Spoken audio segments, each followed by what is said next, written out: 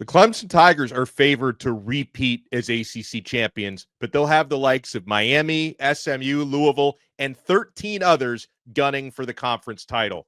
Let's assemble the squad. You're talking ball with the ACC squad, sponsored by Game Time. From Florida State to North Carolina, from Syracuse to Miami, and from NC State to California, it's the local experts of the Locked On Podcast Network, bringing you scoops, breakdowns, and the most comprehensive preview of the upcoming ACC weekend. Hang on, it could get loud, it could get heated, and it will definitely be fun. Squad up, you're part of the ACC squad. It's officially week 0 in college football, and it's time to preview the Atlantic Coast Conference here on the squad. Today's episode is brought to you by Game Time. Download the Game Time app, create your account, and use code LOCKEDONCollege for $20 off your first purchase. On this season preview episode, we'll talk about ACC coaches on the hot seat, who's not going to make it through the season. We'll talk about the FanDuel over-unders, the win totals, and we will make the case for why all of the teams we cover can win the conference this coming season. I am Alex Dono from Locked On Canes. We got Isaac Shade from Locked On Tar Heels. We got Brian Smith from Locked On Seminoles, JJ Jackson from Locked On Blue Devils, Grayson Boone from Locked On Wolfpack, and AJ Black from Locked On Boston College. Thank you so much to the everydayers for making us your first listen. All right, so friends, we'll make our official picks for who's actually going to win the darn thing, but I want us all to make our case. And AJ Black, I will start with you. Boston College, who has named their starting quarterback for the upcoming season. If BC can pull off big upset and win the ACC this year, how can that happen for them? God, you got to go to me first. I mean, is God your answer to how they? God is my answer. As a Roman Catholic college, it's got to be God. Look, I feel good about this team. I'm not there to say that they have a chance at the ACC championship. They've got. We'll talk about the over-unders in a little bit, but they're going to have to beat some tough teams. If they can beat these tough teams, if they can beat Clemson, they can beat Notre Dame, SMU, Louisville, Georgia Tech. Yeah, all the power to them. They're going to do it. It's going to have to be on the back of good coaching, right? Like, this is all about, can Bill O'Brien get that group to the level that he wants to get them to in year 2? He's got his new quarterback, Dylan Larnagin. Watched him a lot at camp so far. He is definitely a cerebral quarterback. He has good vision down the field, unlike a certain quarterback that's in Tallahassee right now. And hey, the intro said I could say stuff like that, right? But I think like he's the right quarterback to get them to the next level. I don't know. It's only his first year though, so he's going to have growing pains. I think that's going to be tough. Their secondary. The secondary is going to be probably the strength of BC. They've got a really good pair of quarterbacks, actually 3 or 4 good cornerbacks, and probably one of the best pairs of safeties that people don't know about, KP Price and Omar Thornton next year. I think that could be a real shot in the arm. And, if they can shut down good passing defenses with that good secondary, maybe that gives them a good chance to win some games that they're not supposed to. But obviously it's going to be an uphill battle for them to get that far. But I think that would be something they would have to do. All right, well, since you threw a little shade at old Tommy Castellanos, didn't mention him by name, but I see what you did there. Let's go to Locked On Seminoles next. Brian Smith, how can Florida State win the ACC this year? Well, I don't think they need God's intervention, unlike Boston College, but they still would need quite a bit of help, in my opinion, because offensive line is just very thin as far as depth. They've got concerns at receiver with depth, and I'm still not convinced their defensive culture is where it needs to be based on a recent player that got jettisoned and what little I've heard. So all that would have to work itself out. And then Thomas Castellanos, the player that you are referencing, would have to be more accurate than I think. But their ACC slate is not incredibly difficult. They do play at Clemson. I do not like their odds there. But there's no other game in the ACC where I'm like, they should definitely lose. Miami's better than Florida State, but at least it's not there. And there's nobody else that I'm like deathly afraid of. Like they always play bad in Raleigh, but like I'll ask Grayson about this in a little bit. Like, who's playing linebacker for them? Is it him or is it going to be somebody else? Because like they need help there in a lot of other places. So, I mean, if they finished with 2 losses in the ACC or something like that, it wouldn't shock me. But I still don't. I think Clemson will beat them pretty handily. So, barring an injury or something key to Cade Klubnik. I don't think they're beating Clemson, and I think that's going to be their undoing, but they'll be a lot better this year. Well, one of the most fascinating teams to observe during this offseason have been the North Carolina Tar Heels. So got to go to Isaac Shade next. And the Tar Heels are getting a little respect when it comes to the win total, the over-under. We'll get to that. And they've got the NFL GOAT, Bill Belichick, trying his hand at the college game now in Chapel Hill. Isaac, how can the Tar Heels win the ACC this year? For Carolina, I think for me, it's about the schedule, right? Like I've been saying all off season, they could win 3 games total or 10 games total or anything in between, and none of it would shock me because we all know how Bill Belichick rolls. He ain't going to give you any more than he has to give you about scheme or personnel or anything, right? And so we're all sitting here wondering, and honestly, fellas, your guess is as good as mine, even though I cover this team every day. But when you look at the schedule, at least like let's look at preseason rankings from the media vote. Carolina plays Clemson at home to start the ACC play. But Miami, preseason number 2, don't play them. SMU, 3rd, don't play them. Georgia Tech, 4th, don't play them. Louisville, 5th, don't play them. Florida State, 7th, don't play them. So Carolina doesn't play 5 of the preseason top 7 teams in the ACC, but then they do play like the whole bottom. Stanford picked last, play them. Wake, 16th. Cal, 15th. Virginia, 14th. Syracuse, 12th. Carolina plays 4 of the bottom 5 teams, at least in terms of the preseason poll. And so from that standpoint, it's like, I mean, obviously we got to play the games and who knows, but that seems to at least be in Carolina's favor for this year. So I think it's the schedule makers that we can thank if we look back and Carolina is your ACC champion. Yeah, another team that's a little bit of an enigma, Carolina's top rival, NC State, go down to Grayson Boone for that one. Grayson, what has to happen for for the Wolfpack, who's got a coach who may or may not be on the hot seat? We'll get to that. What has to happen for the Wolfpack to win the conference? This is like the imperfect encapsulation of what it means to have Dave Dorn as your head coach. We have no idea what to expect this season in 2025. Our win total's at 6.5. We'll get to that later. It's hard to argue that that's not accurate. And the saying around NC State is that when there's little to no expectations, that's typically when they exceed on like a higher level than normal. So we'll see how that goes. But if NC State's going to take the rest of the ACC by surprise and win it, they're going to have to get every bad break they had last year reversed. Every fumble, every pick, every injury, everything's going to have to go the opposite direction to have a shot. Now, I'm not saying this team stinks. There's some optimism around the offense. There's some optimism around the defense, despite a decent amount of question marks. But there's a lot of young, raw talent. We just don't quite know how it's all going to fit together once we kick this thing off. So do they have the raw talent to potentially compete and shock everyone? I think so. But there's just so many questions. I don't know if they can get it done this year. J.J. Jackson, the Duke Blue Devils were one of the pleasant surprises in the conference last year with 9 wins, first season for Manny Diaz as head coach. And I feel like Duke hit a home run in the transfer portal with their new quarterback in Darian Mensah. Make the case for the Blue Devils, J.J. Well, I think it certainly starts there, Dono. I mean, when you think about college football and the arms race that is finding your quarterback in the transfer portal, Duke ponied up. They put the big money on the table, and Darian Mensah makes his way over from Tulane as one of the most sought-after quarterbacks. When you win championships, I always think about quarterback play first and foremost. And if Mensah steps up to his billing and plays as well as the Duke coaching staff wants them to be, I'm making the same kind of schedule argument as many of these other guys are. Outside of Clemson, there are several games on the schedule for Duke that feel very winnable for them. They go in Duke's favor. And so that's why I feel like it is kind of reasonable to be optimistic about Duke's chances for once going into a football season. Yeah, I co-sign on that. And I cover the Miami Hurricanes. And from the Miami point of view, I believe they have enough talent to challenge Clemson for an ACC championship. First thing for me, though, they have to show communication and cohesion on the defensive side of the football. They completely revamped the personnel on defense, adding such big-time additions like Xavier Lucas, the cornerback from Wisconsin, Jacoby Thomas, a safety from Tennessee, who was probably going to be a starter with the Volunteers. He'll probably be a starter at Miami.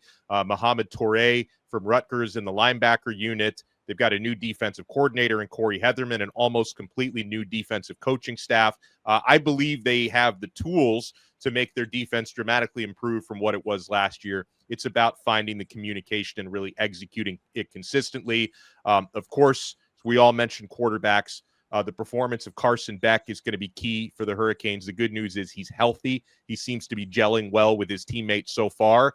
I have a few concerns right now about the place kicking game, because I'm hearing about some inconsistencies with Texas transfer Burt Auburn and FAU transfer Carter Davis, who are kind of competing to be the field goal kicker, because Miami was very spoiled. They had Jose Borregales and then his brother Andy Borregales for the past 5 years making kicks from all over the place. And of course, people always have questions about Miami's coaching and kind of executing in those big moments. Mario Cristobal has to show he can do that a little bit more consistently. I believe he's got the deepest roster that he's had now heading into his 4th year at Miami. So it's really about putting that all together.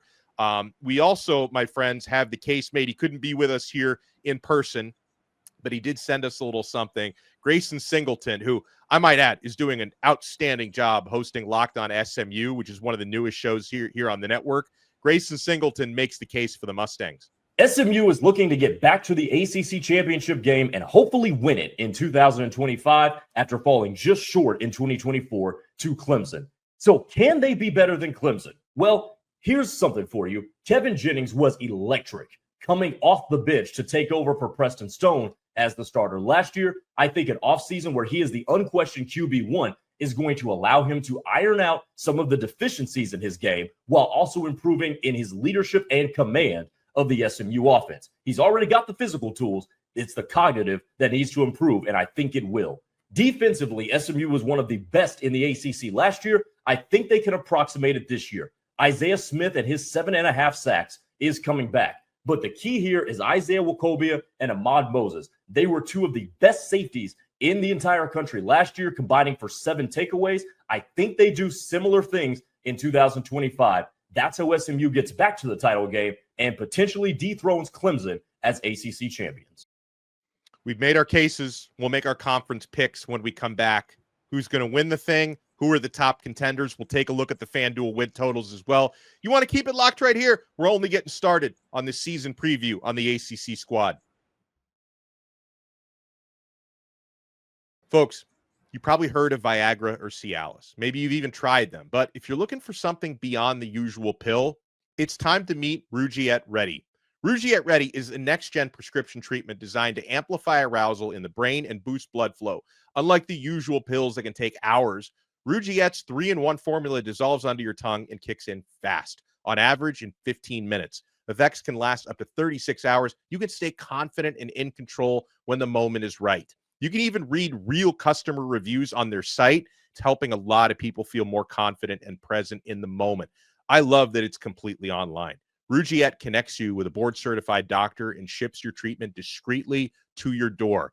Head to rugiette.com/lockedoncollege and use code LOCKEDONCollege to get 15% off today. That's RUGIET.com/lockedoncollege and use promo code LOCKEDONCollege for 15% off. Individual results may vary with prescription treatment. Compounded drugs are permitted to be prescribed under federal law, but are not FDA approved. Do not undergo FDA safety, effectiveness, or manufacturing review. Please visit the Rugiette website for full safety information. My friends, we're also proudly brought to you by Open Phone. If you're running a business, every missed call is money left on the table. Think about the last time you needed a service. If the first person didn't answer, did you wait? Probably not. You moved on. That's why you need Open Phone, so you never miss an opportunity to connect with your customers. Open Phone is the #1 business phone system designed to streamline and scale your customer communications. Do you juggle 2 phones just to keep business and personal calls separate? Yeah, Open Phone solved that instantly. Your whole team can share one number and respond to customers in a shared inbox. No more who's handling this. And an AI agent handles after-hours calls, answering common questions and captures leads, so you never have to miss a customer again. See why over 60,000 businesses trust Open Phone. They're offering Locked On listeners 20% off your first 6 months at openphone.com/lockedoncollege. That's OPENPHONE.com/lockedoncollege. They'll even port over your existing numbers for free. Open phone. No missed calls. No missed customers. Thank you so much for making our ACC season preview on the squad your first listen and your first watch. Make sure you check out all of our other shows. I cover Miami on Locked On Canes. Isaac covers the Tar Heels. Brian Smith, Locked On Seminoles. JJ Jackson, Locked On Blue Devils. Grayson Boone, Locked On Wolfpack. AJ Black, Locked On Boston College. I feel like this might be the shortest segment ever. If I ask you guys, who's winning the ACC? We can go down the room. Anybody not picking Clemson? Here's what's funny to me, Dono. In segment 1, every one of us said some version of, well, they got ACC or got Clemson at home, so I don't know about that one. Or we got Clemson on the road, so that's a loss. That alone should tell you everything you need to know about this whole sextet and how we feel about Clemson's chances. Yeah, that means 6. Come on, Grayson Boone, get off of it. That tells you how we all feel about where Clemson stands. I think we can all say it, but I just thought that was hilarious in segment 1. Yeah, no. So is it a clean sweep? And listen, as much as I would like to bring up, Miami or SMU or something, I voted for Clemson at the ACC Media Days, so I'm gonna stay consistent on it. Come on, Dono, I'm disappointed in you. You should have picked the U. Come on. Listen again.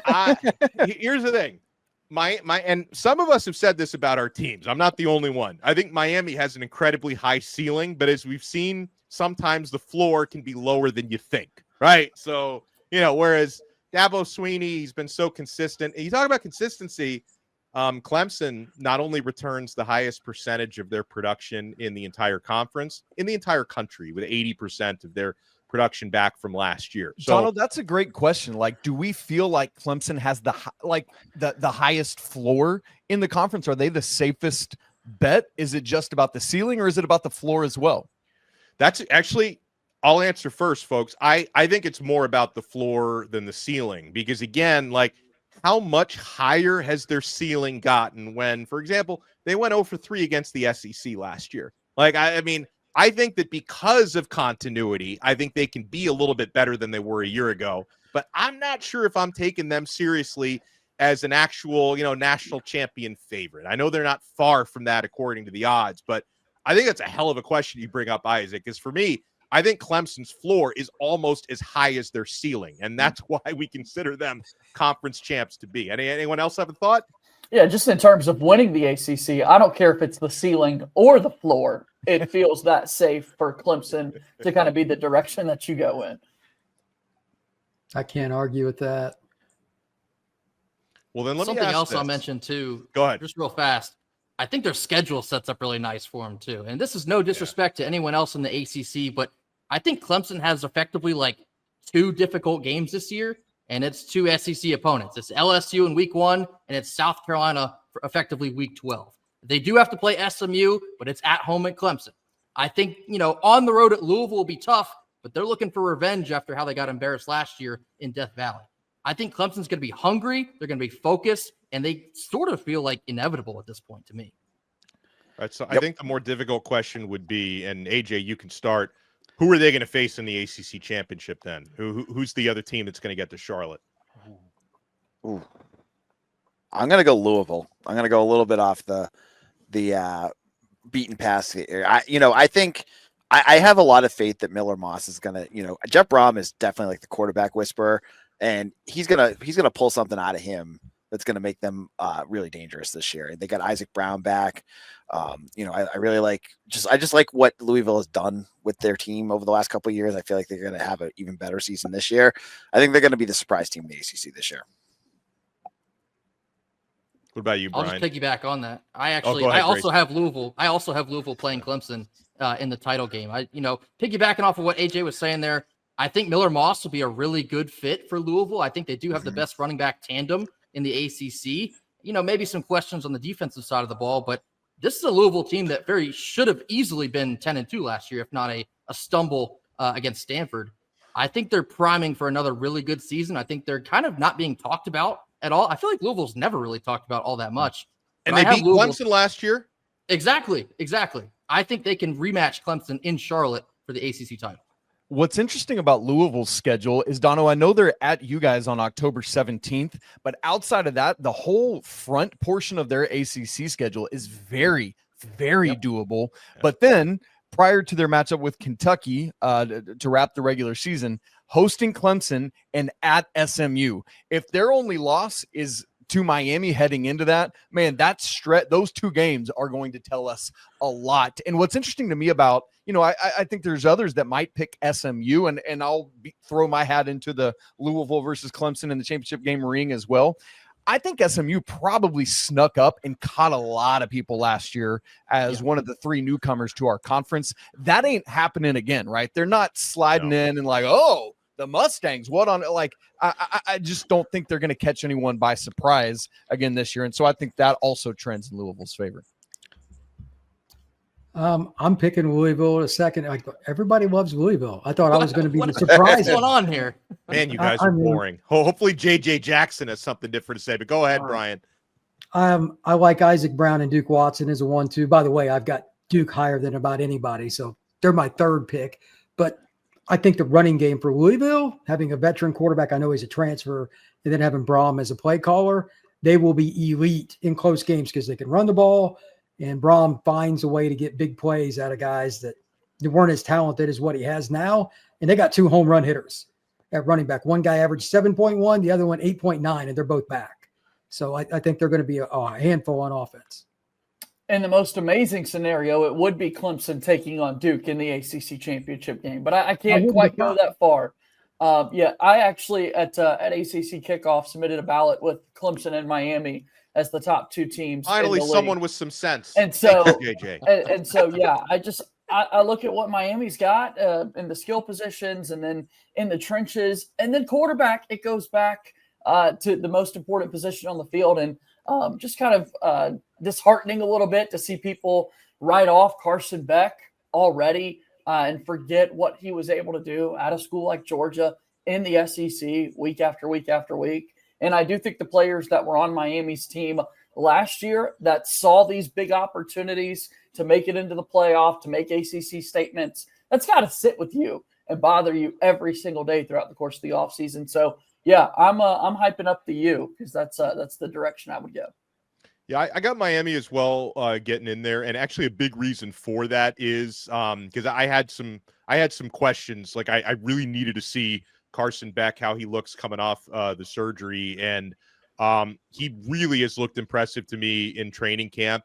And it's not even just like the arm being recovered, because I heard a lot of narratives about him from, folks in Athens, Georgia, like, oh, this guy, he's not a team guy. He's not a leader. I don't know if it's the honeymoon effect of being in a new place, but I've had quite like the opposite observation. I think he puts in a lot of extra work between reps with his teammates and really seems to have a high football IQ, and he's doing all the good leadership stuff right now. So, Cristobal has stacked, basically 3 consecutive top 10 recruiting classes. And I think the depth is finally there where he can have enough depth to overcome some of the, the timeouts and the different decisions. So I'll go with Miami for that reason to get there against Clemson. But all right, friends, let's take a look at these FanDuel over-unders. And, JJ, I'll start with you on this one because, I had a long chat with Brian Smith over there a couple weeks ago, and he's the one who brought this to my attention, that Duke's over-under is just 6.5 after winning 9 games last year. Like if I'm going to look at anyone in this conference as being probably criminally underrated, Duke is the team I'm going to be on FanDuel making a few wagers on. Yeah, it's been the same messaging that I've been spreading. It's that week where people are starting to look at these things. I started off the week on Locked On College Football with Spencer McLaughlin presenting the same case. Like, how in the world did this end up that Duke's got a 6.5 in the over win total? I think it's criminally underrating what Duke was able to do a season ago with a first-year coach at the stop in Manny Diaz. The skill position guys that Duke does have coming back, taking on larger roles with the quarterback investment that they made in Darian Mensah. And then Manny Diaz, all he does is coach really great defensive football. Duke, the last few seasons, has always been towards the top of the country in tackles for loss and sacks and big-time playmaking sides of the ball. So the fact that you look at the schedule that Duke's got, and settle on 6.5. I'm not sure how that came up, but it feels pretty easy for me to go and invest my money over at FanDuel in that over department. What if we all went in on that and all took the over on Duke, and then with our winnings, we just go have a locked on ACC team dinner sometime? How rad would that be? I'm showing up. I'd show up. We'll probably move the number. Like just based on this show, it's going to be 7.5 in a couple days, probably. Trip to Vegas. Yes.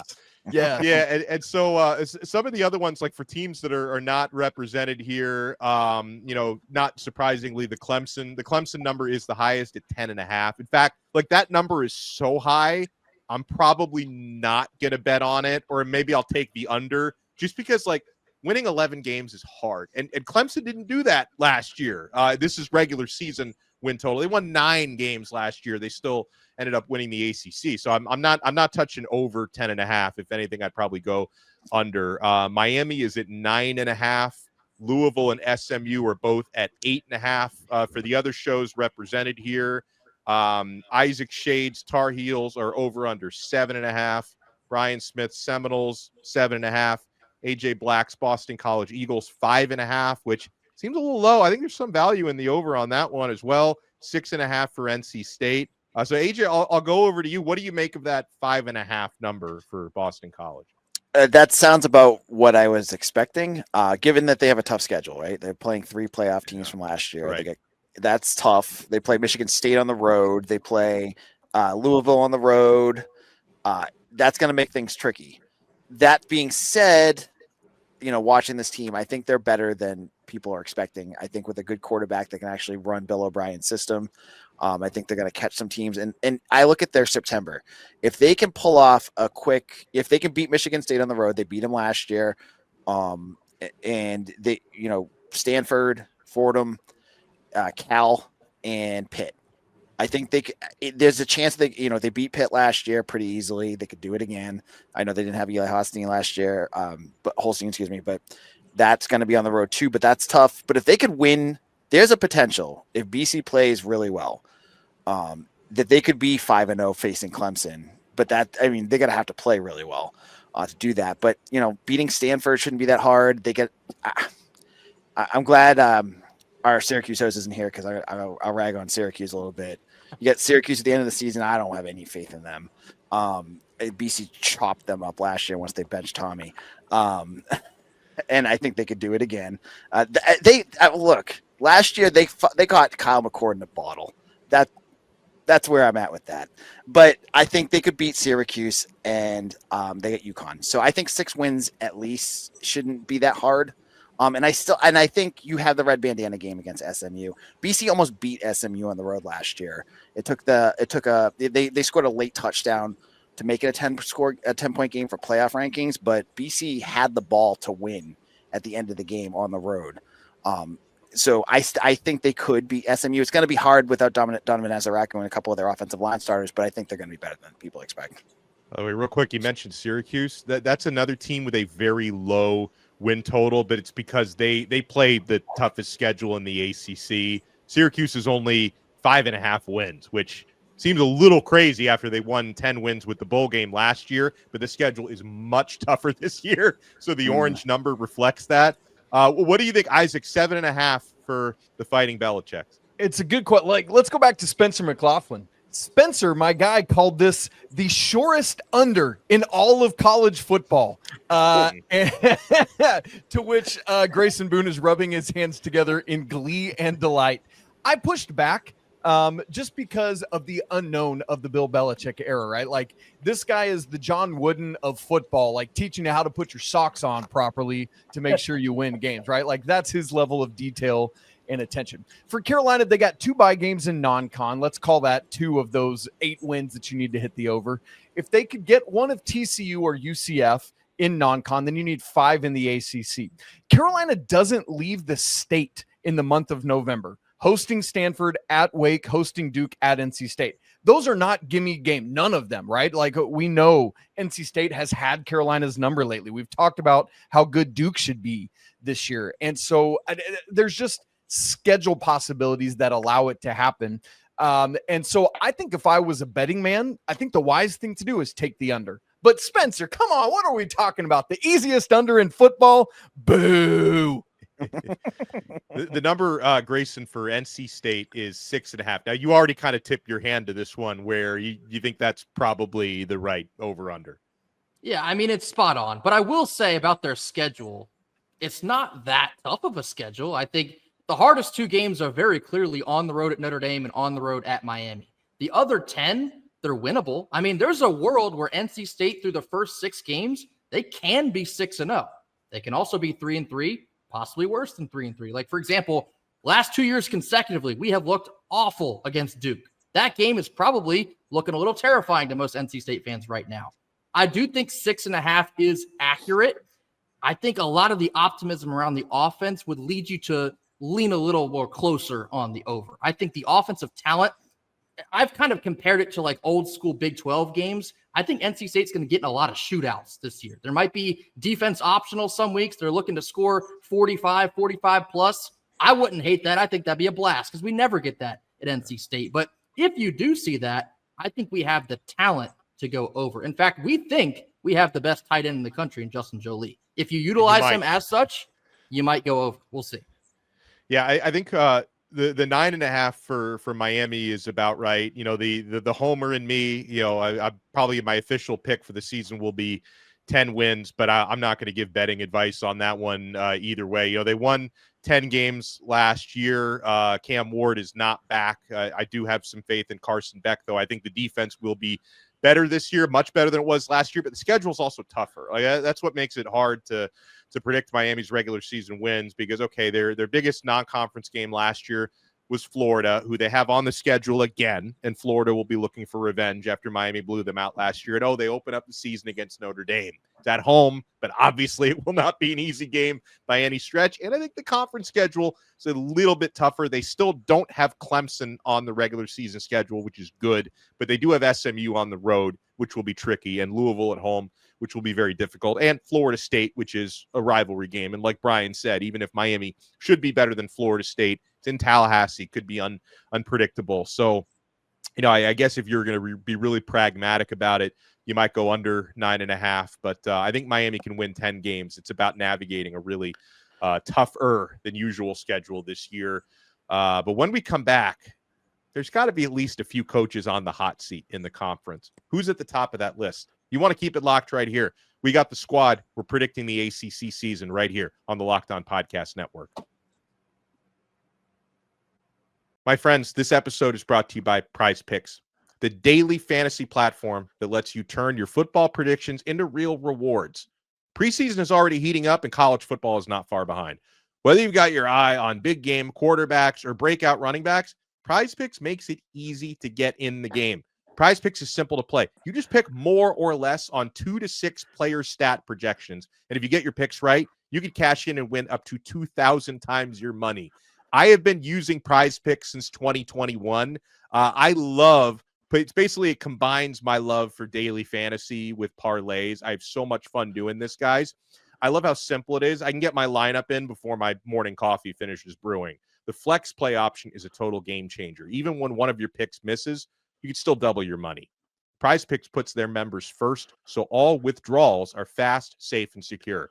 Download the Prize Picks app today and use code LOCKEDONCollege to get $50 in lineups after you play your first $5 lineup. That's code LOCKEDONCollege to get $50 in lineups after your first $5 play. Prize Picks, run your game. Thank you for making the ACC squad your first listen and your first watch. All right, I got to ask a couple awkward questions here. Let me start with Brian Smith of Locked On Seminoles. How warm is the seat for Mike Norvell right now? Actually, I don't think it's very warm because they don't want to pay the buyout. It's warm for the boosters wanting him out until they see what they got to sign the check for. So unless they go 3-9 or something, I just don't see it. He still owed $50 million or something like that after this year. I just don't think it's going to happen, which this is the problem around college football. Florida State is not alone in this. There are some other programs where it's fans don't want to hear it, but even if they don't even come close to meeting expectations, who's writing the check? So while and they're saving up some money for that ACC buyout in a few years too. Well, that's part of it. Like they just had the renovations on the stadiums, like $200 million with all the stuff going on. You got the ACC thing, and then Norvell's contract's huge, and you just hired a bunch of new coaches. I mean, maybe Isaac Shade will help them out with a loan or something, but I'm not holding my breath on that. Oh, you're muted, Isaac. I said only if that Duke bet hits. Well, that could be. That's an easy one. That's an easy one.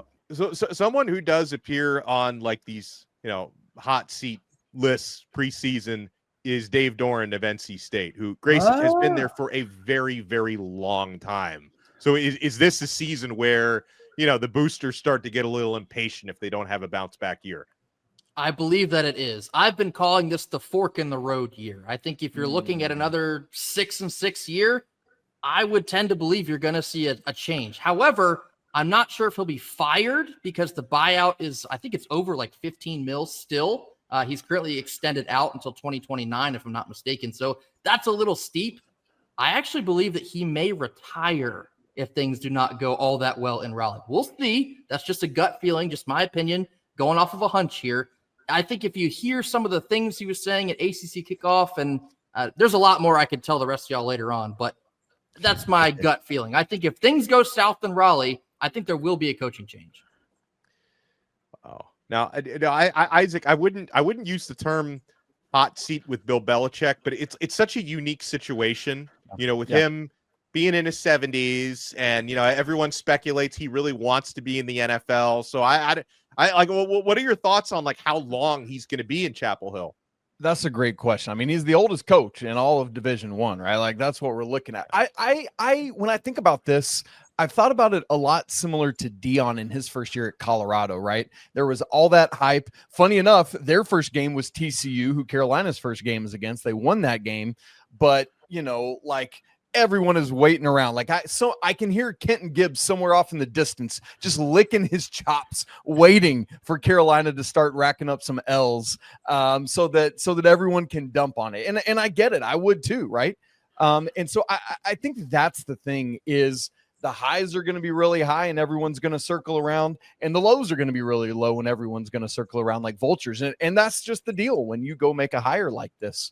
And so I think that's a big part of it. There's been a lot of speculation about Coach Belichick ultimately leaving things to his son, Steve, who came over from Washington. He's the DC this year. That provision didn't get its way into the contract. It was all rumor and hearsay. But I think that's a big equation. I mean, he seems to be all in, right? There's all the will he jet back off to the NFL? There's been no signs that he intends or wants to do that. And so it's just same with the team's capability this year. Dono, your guess is truly as good as mine. All right, so let me ask this question, and anybody who wants to jump in and take this, go ahead and take it, because I don't think any of the coaches we've named already are on the hottest of seats, but who do you guys expect to be the first guy fired or the guy most likely to not make it through the season? He's in Blacksburg, Virginia. Yep. Bingo. Brent Pry. Yep. Anybody disagree with that?